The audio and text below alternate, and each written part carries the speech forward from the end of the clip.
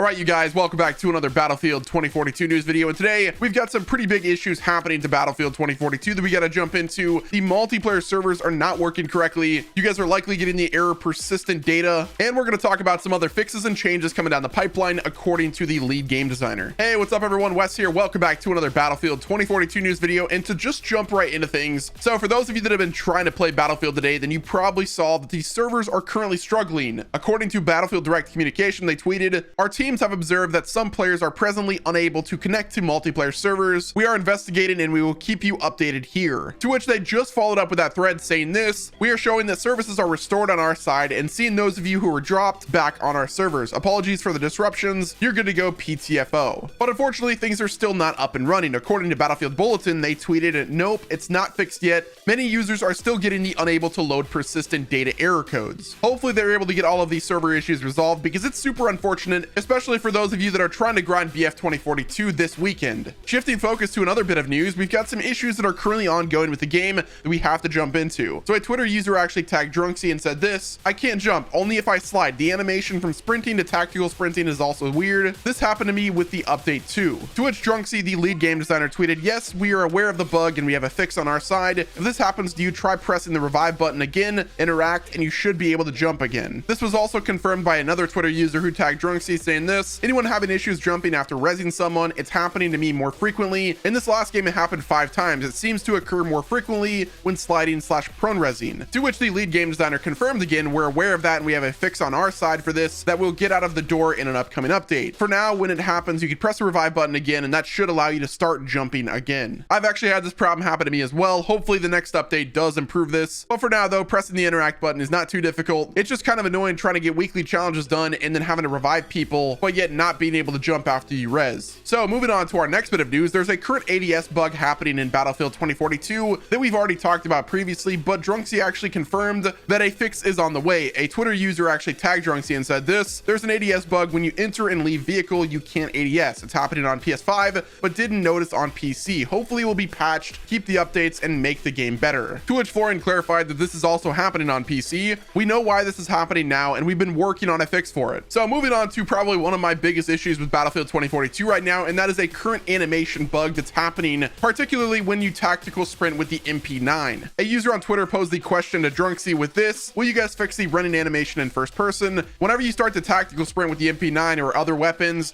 your hand animation just kind of goes wacko mode." And I'm happy to say that Drunksy responded with this: "Yes, this is something we've been working on fixing. I get the animation bug every time I use the MP9 and it is so annoying. I'm really hoping this issue is fixed by the next update, because it is probably one of the most annoying aspects of running the MP9. Moving on to another update that's coming to BF 2042 in the future, and that is in regards to the C5 and recon drones. A Twitter user actually tagged Drunksy with this: "As an avid armor player, please reconsider being able to place C5s on recon drones. They're close to impossible to see until they're pretty much right on top of you, at which point it's too late to be able to do anything." The lead game designer confirmed that this is something that they will be fixing in a future update. They said this: "Thanks for the feedback. Placing C5 on the recon drone is going to be removed in an upcoming patch." As funny as it is to use the C5 in the recon drone, it is a little bit powerful. It reminds me of throwing a C4 on a quad bike and just running into vehicles, but it is completely understandable that they do remove this gameplay mechanic, even if it is hilariously funny to use. Moving on to our next topic of this video, I want to talk about a mode in Battlefield 2042 that I really don't think that they should be removing, and that is the Rush featured experience. I have personally been grinding the crap out of Rush in this game. I would almost say that it is more fun than any other game mode that the game has to offer. It doesn't feel like an overwhelming amount of players like Breakthrough or Conquest. Out of every mode so far, it truly feels like a Battlefield experience. The reason I'm talking about it on this video is because there's a possibility that it is removed from the featured experience playlist. As you guys know, portal experiences are not permanent and they can be removed at any time. And I'm just saying right now that it would be a terrible mistake to remove this as a featured experience. In my opinion, they should make this a featured experience that is permanent. I realize making the game fresh and changing things around is cool and all, but correct me if I'm wrong, but Battlefield Portal is supposed to be our Battlefield where we curate the playstyle however we want. And currently the community is loving the Rush game mode, and I just implore Ripple Effect to not remove this as a featured experience. Keep it permanent until the all-out warfare modes, Breakthrough and Conquest, are fully fixed and most importantly optimized. Now don't get me wrong, I enjoy Breakthrough and Conquest, but I've just found myself playing Rush a lot more. It's a lot slower paced and you actually get the sense of squad play with this mode. Moving right along, I want to talk about the next update for BF 2042. As you guys know, the developers have pretty much confirmed that the rest rest of this month will likely not have another update, which is completely understandable. I just hope that whatever they're doing for season 1 is already in development and they've already fixed a lot of the stuff, and they're taking the rest of this time that they've been working this month and putting it towards the next update that is dropping after the holidays. I really hope this next update comes with optimization passes for PC, including further optimization for consoles. My biggest problem with Battlefield 2042 right now is the fact that I have to hard reset my PC or my game in order to get the max frames and the best experience possible. Right now, I believe there's a memory leak with the game where after like 4 games, your FPS just completely starts to die. There's been quite a bit of time since the launch of BF 2042 last month, and I really hope that's been enough time for them to optimize the game in the next update. Unfortunately, only time will tell. But guys, that is going to wrap it up with today's Battlefield 2042 news. If you like this video, do me a favor, leave a like, subscribe to my channel with your notifications on, and don't forget to check back tomorrow for another Battlefield 2042 news video.